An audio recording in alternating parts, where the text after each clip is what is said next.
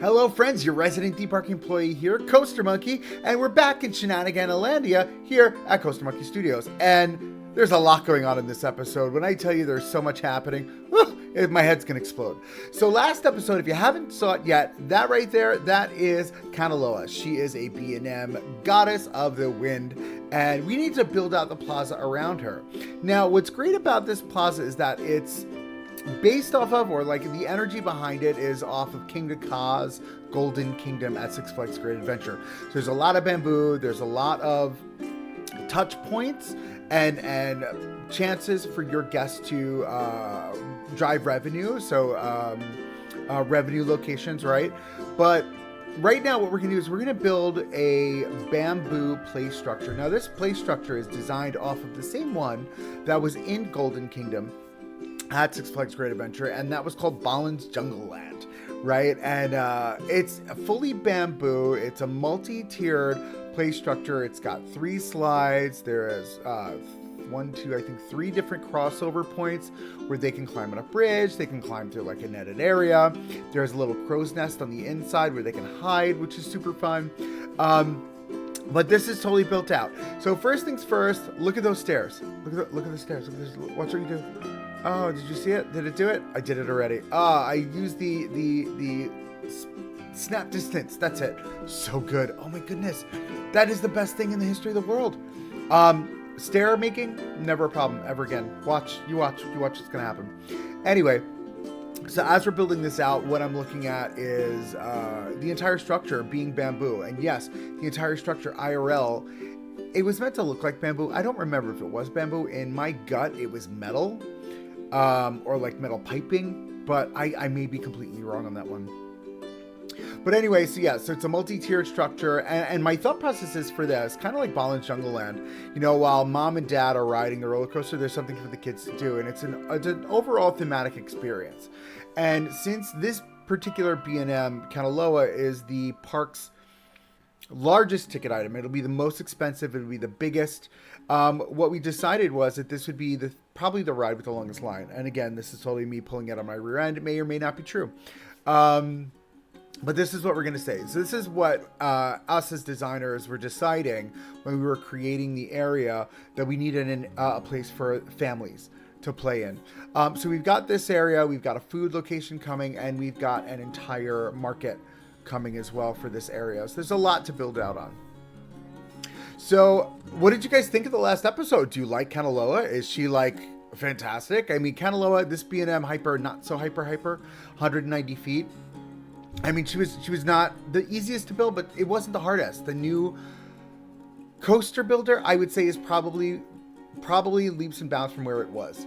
But with that being said, it still has its quirks, right? Now, there are a couple of nuances. If you look at the ride as you're watching the playback or you're watching the POV, it hits like a kink when it's going through the back end. For me to get the track to look like that, it has to have the kink. There's no way to create that without there being a visual kink.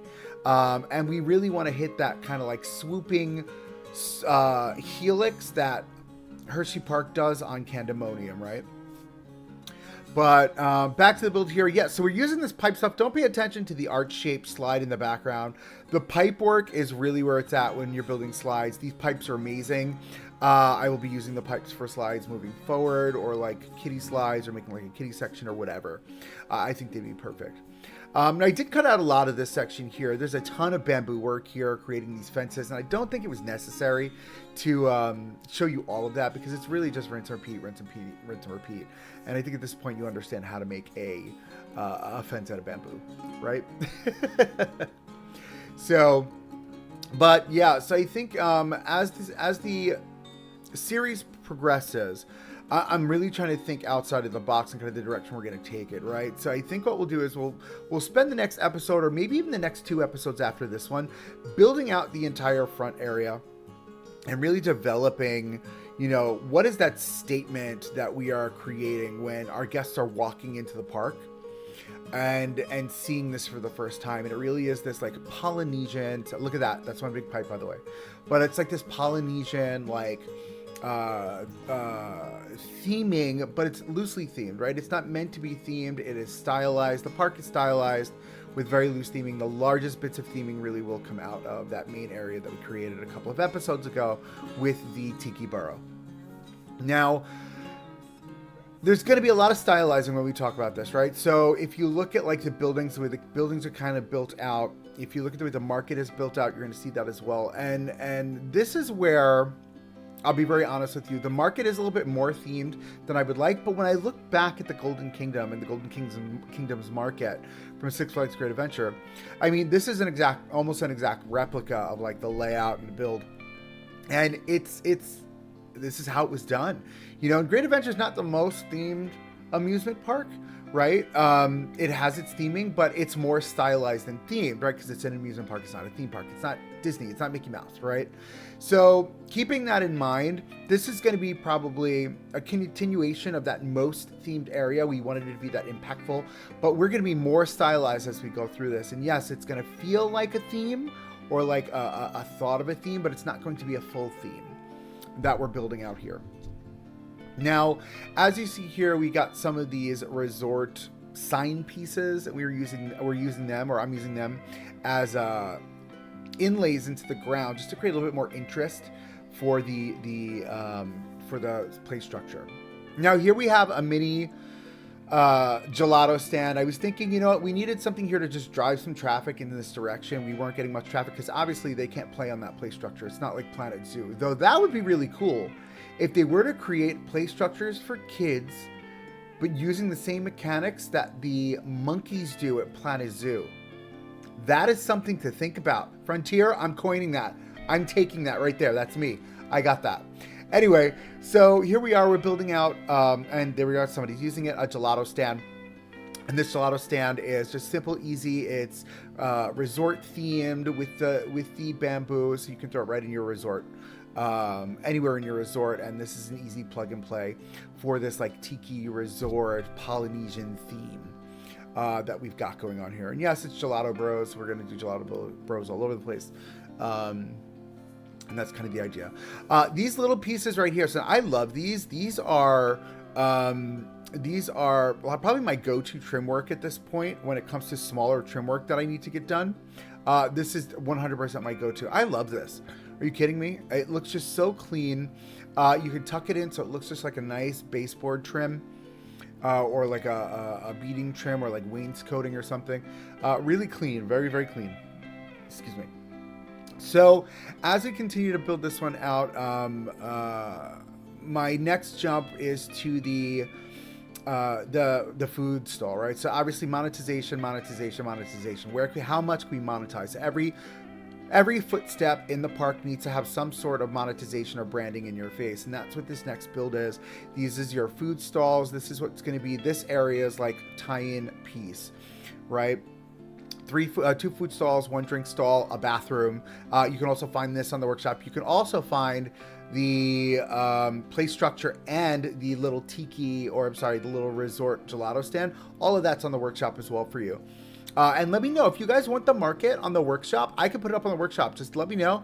I will separate it out and I will get it up on the workshop for you guys too. It's just a really great kind of generic market, right?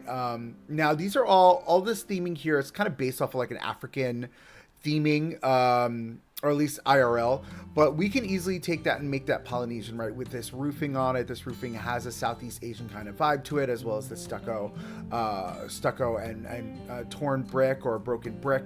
You know, this is very Polynesian, Southeast Asian, very, very rustic kind of vibe, right? So with this, we're creating our backstage areas. We're doing backstage areas everywhere. As we build out backstage areas, or as the game progresses, I'm sure we're gonna get more stuff. Remember my suggestion, Planko. Let's have a kit that's just realism stuff. That'd be amazing. Anyway, so one thing I did notice, I don't know if you caught it there, I did put down a worker's path or worker path. The worker path broke the game for me. Everybody got stuck. Nobody could walk. So I put it down in the middle of the path. I mean, and look at all them stuck. You see all them stuck? About here is when I realized that they're all stuck standing there, and I have to like delete the worker path because that was the only thing that could have triggered it. And then I realized it, but they can't move. They're just standing there like staring. It's weird. They even went ooh and ah as I placed stuff down. It was wild. But you'll see in a second they start to move again.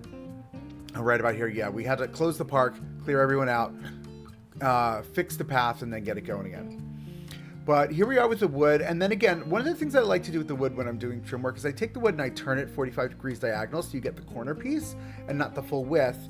And that gives you more of a thinner trim work for anything you're looking to trim. I also use it later on in the market for wainscoting along the bottom of the wall that has the shop windows in it.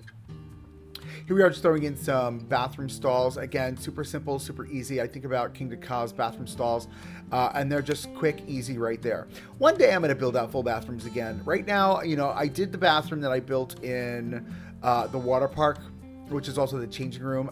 In all honesty, I just don't think we have the pieces to do it in full yet. So I'm okay with just creating a stall and having a couple doors there, just throwing them in there. I'm fine with that. Again, this is a Surfs location, so all of our food and shop locations are Surfs branded. The one thing I didn't brand is the market as Surfs because it was more, I felt, of a grand location. So I feel like, you know, it could be Surfs, but it doesn't have to be like plastered Surfs. Oop, boop the mic. Sorry, friends. I love the fonts. I love the fonts. But you know what? They don't get small enough. I feel like we need to get them to go down to at least 25%. If they went down to 25, I think it'd be the perfect size. They're still just a little bit too big for me. One of the bigger things too, I was trying to figure out this plaza. Like, you know, if you look at like the plaza around El Toro, it is very tight. And this is kind of the idea here. I was okay with it being this tight. I think I may delete a few of those railings though in between each one of those vendors for sure. Now here we are, we're getting into the market now. So I placed down a footprint. I didn't know what that footprint would look like, so I just threw down plopped down a square.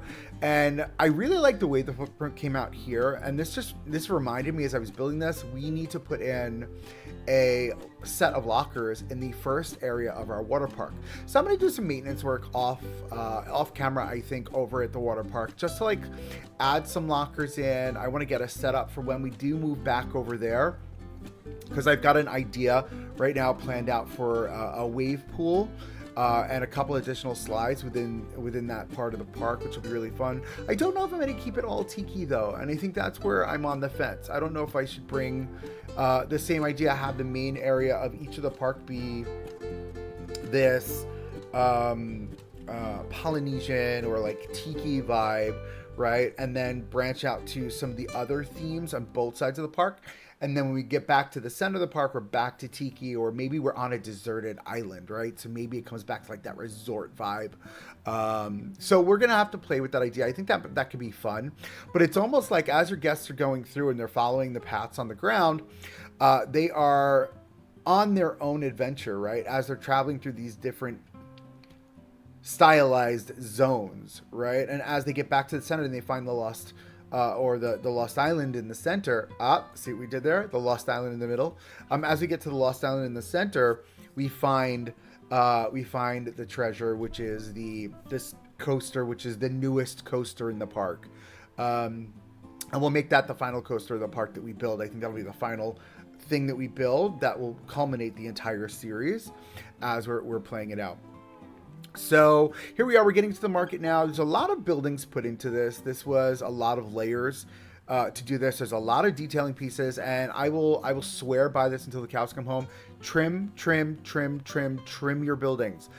The littlest bit of trim helps elevate the overall build. It makes such a cleaner look for the build, in my opinion. I think you end up in a situation where it's very flat without that trim, and then that little bit of trim just really helps make it feel more cohesive and complete.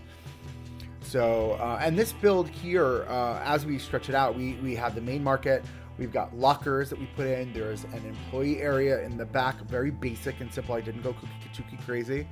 And then here we are kind of building out, like, you know, the overall space, right? I think one thing that I have to be mindful of is that I do want to go back in. I want to put in a photos area. I also want to build out the area outside of the employee area, so maybe put some like chairs, some umbrellas, maybe some garbage, or like a garbage bin, something like that. I feel like we need to add a little bit more back there, and we'll do that in our next episode as we're cleaning up. The trim work here was super fun. It was super easy. We grabbed our simple wood plank pieces, as well as our wood pillars or beams. I don't remember what they're called. We've got all these new names now. I just don't know where anything is. But we've got these wood pillars and wood beams that we've put in, and that's our trim work. And then, unfortunately, I couldn't find we need windows. We need windows. Planet Coaster, if we could just get Frontier, just basic windows. Give me basic windows. Give me a bunch of basic windows. Give me a window pack. Our window kit. I mean, let's go back to what I was saying in the last episode, like with what The Sims does, and they do little kits and packs and things that are just, drop shipped into you. It's like, here's a bunch of windows, or here's an update to base game. You know what I mean? So if we could start doing that, that'd be awesome. And again, basic windows. You know what I mean? If we had basic windows, things would be amazing. Again, I know the game is about building. We love building. But if I have to build every single window, I just really get us some base pieces. If we go back to like kind of what I was saying in the last episode, maybe partner with some of the creators out there, some of those Blender creators from Planet Coaster 1 that created such amazing content. I think of Mango, I think of Idro. Oh my goodness, there are so many more. I can't even think of them right now. I'm so sorry. But perfect example. You know what I mean? Let's get some of them. We need dirt decals. If we can get dirt decals in the game, that would be fantastic. Oh, I would love to have dirt decals again. So just some things to be mindful of if you happen to ever watch this video, Frontier. My gut is you're watching every single video right now. I would be watching every single video right now if I worked for your company, because my company, this is what I do. When we post something new or we have a new event at my theme park, we post, we track what people are posting about it. So Frontier, I know you're listening. Anyway, so back to the trim work here. So we created our faux window, and this is the Viking window. I was going to try it, but I felt it looked too clunky and it didn't really fit the vibe. But I did find this great mythological one. Not this one. Hold on. I don't like this one. Though the shutters are really fun. This mythological window, perfect fit. Look at that. I want this window everywhere. And I feel like this would be a really fun piece to play with later on in the game. But this is probably my favorite part of this whole build. It's creating this balcony, and this kind of triggers the rest of my mindset and kind of how I'm going to take this build from an elevated standpoint and a detailing standpoint. And we threw on a little full balcony up here. And again, with these horse pieces, we need brackets. We need wooden brackets like we had in the last game, just for that, because I'm using these giant wooden horse pieces. So again, just basic building material. Again, if it's in the game and I missed it, please somebody tell me, because it's possible. There I am with that snap distance again. Dude, it's a game changer. Snap distance, A+ in my book. But look at that. So I think now what we've done is we've kind of really started setting the bar for the detailing. And I wanted to continue to blow that up. There goes those bracket pieces. Those bracket pieces again are great. We use them for handles on doors. Really great idea there. One of the people watching my live when I was playing live gave me that idea to use that for a door handle. Those things are amazing. These banners. Oh my God. These are the banners from the Viking set. Dude, the Viking banners that sway. Chef's kiss. Chef's kiss. They are gorgeous. And here I am. I'm thinking I'm going to go all ham now. But no, all of this here, that's Viking. You've got the red thing that I was just coloring. That there is mythological. And I think just the swing banners really elevate the feel and give that touch of realism that I think we were missing in the first game, that I think we really elevated and hit the nail on the head with in this game. Okay, so where are we going next? So I think from here, we do just some minor detailing on our archways, and then, if I remember correctly, we jump back into detailing the rest of the facade. The colors here needed to really pop too, and I like the red, the green, the yellow. We played up on this. It kind of hones in back to the original color story that we were giving with the main entry plaza, as well as the main area in our water park. But I think from here we come back and we start hitting with the pottery. So the mythological set has this pottery that's just stunning. And it comes in like 5 or 6 different pieces, if you will. Stunning pottery. And then you're going to see me just plop that stuff down. There it is. There's all the pottery. So, and if you recolor it and you make it all one color, it doesn't look mythological. It looks like it could be just regular pots and pans or pots and stuff. So perfect pottery to use if really for anything. It works for any kind of vibe. And I think for this market vibe, it works really well. We are going to build a more Viking market, and we'll do that when we get to the Viking sections later on down the line. I love how the roof here kind of sticks out of the walls a little bit. It gave a little bit more dimension too. I love how that looked. Now this is really interesting. I needed to make little points at the top of this spire, right? So what I did was I grabbed this Viking piece. I don't even know what this is. I don't know if it's a wooden sword. I don't know. But I took it and I was like, you know what? This can very easily do exactly what we needed to do, which we did. And we built out this fun little cornice at the top of this spire or the top of this tower. Just kind of elevating the look and feel of the top of this. And I think it really hits the mark perfectly. And again, it ties in that red, yellow, green aesthetic we've been going after as we've been playing. Now from here, we're putting in some shelves in the front. Again, this is just to highlight the idea of it being a bazaar. Again, I love these jetty wood pieces. When you double layer them together, kind of like we did earlier with the plank pieces, they make one solid piece of wood. So it's just something to think about when you're laying out your pieces. It works out really well, at least to have like that rustic kind of wood vibe. And the coloring is great. From here, we are throwing out all of that pottery. I'm like, just pottery it up. Give me more pottery. I wish we had some like books or stuff or like little boxes. I would love to put on those, but we didn't have any of those. That's fine. I think that's a sheet of fur. That might be a sheet of fur, a Viking fur. So here we lost a little bit of footage because of OBS, but it's fine. We only lost the canopy there underneath and that flags, and I think we lost the lockers here. But otherwise, I mean, you saw me build all that stuff within the first few episodes, which shouldn't be an issue to do that. So now I think we're moving on to the interior finally, and the interior is very light, very simple, and I think I'm pretty sure, yes, I did do it. Haha. So the interior gift shop set, and it's going to pop up on the screen here in a second. These are stunning.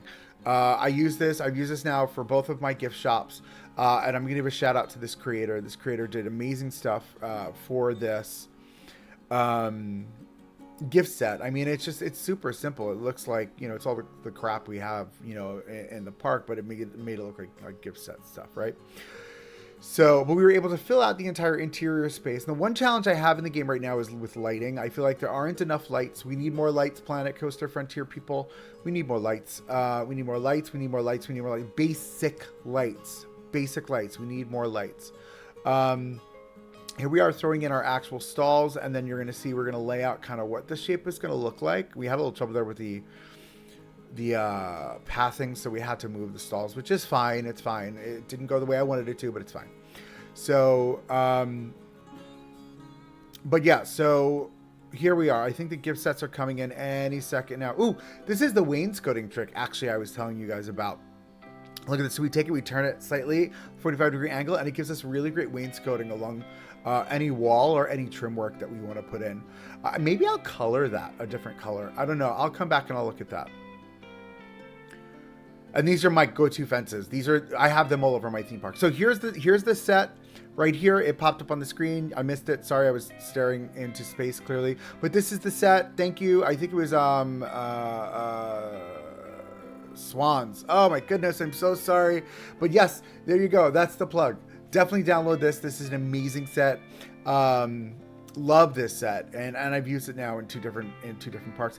I may be looking for other creators too who have gift sets that they've created, so I'm going to keep an eye out for those for sure as we build out the rest of our park, just so we have a little bit more variety.